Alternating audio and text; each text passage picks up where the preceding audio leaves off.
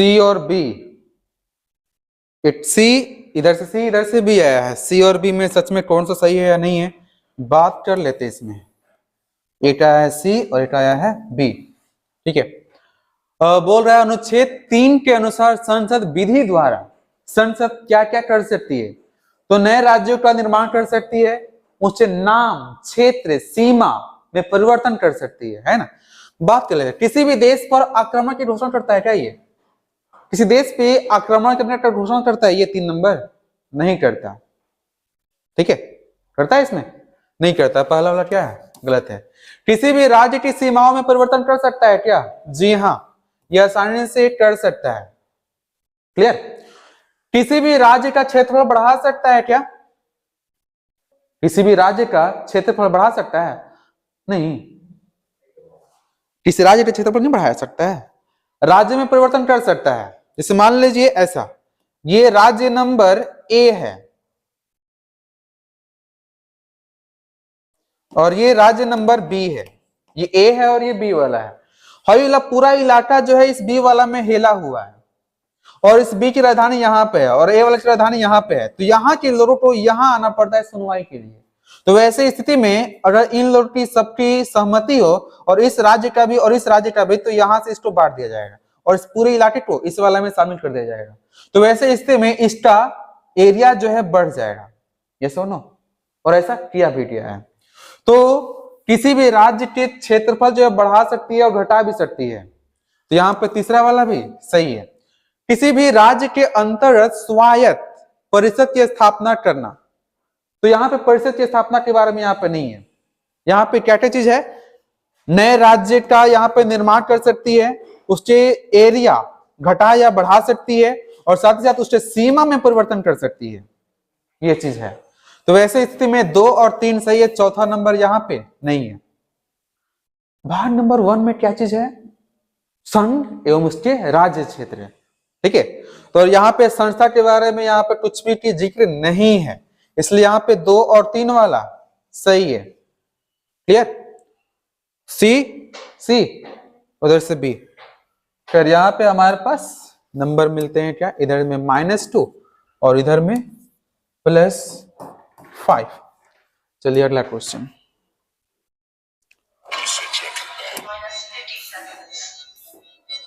समता के अधिकार में कौन कौन शामिल नहीं है?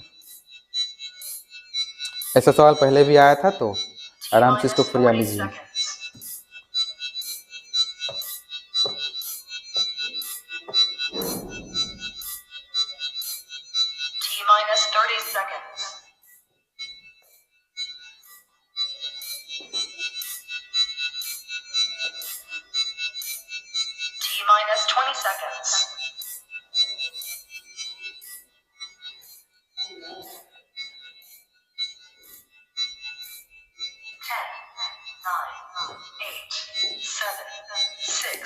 दो और 4, 2 और इधर से आ रहा है 4, 2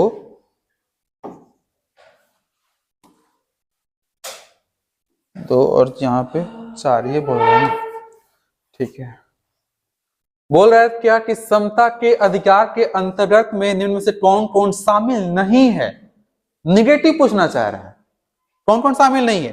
क्या विधि के समझ समानता ये शामिल है? क्या शामिल है ना? ये तो शामिल है समता के अधिकार में।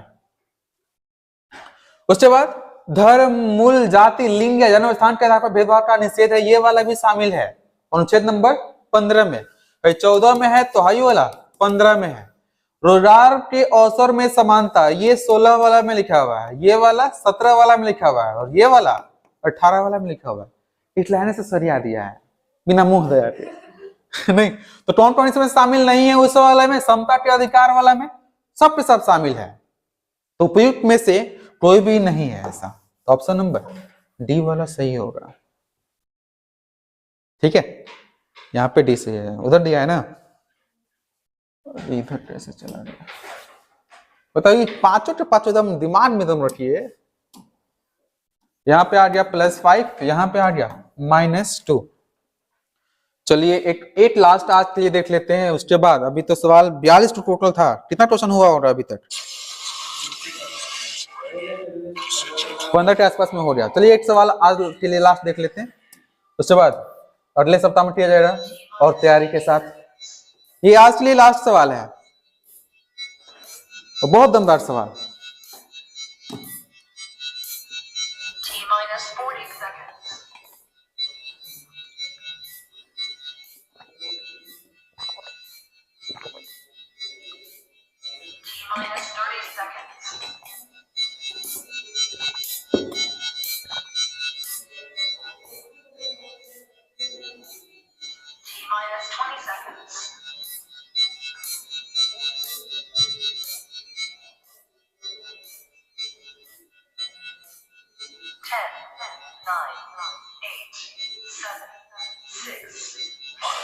फोर, 3, 2, 1।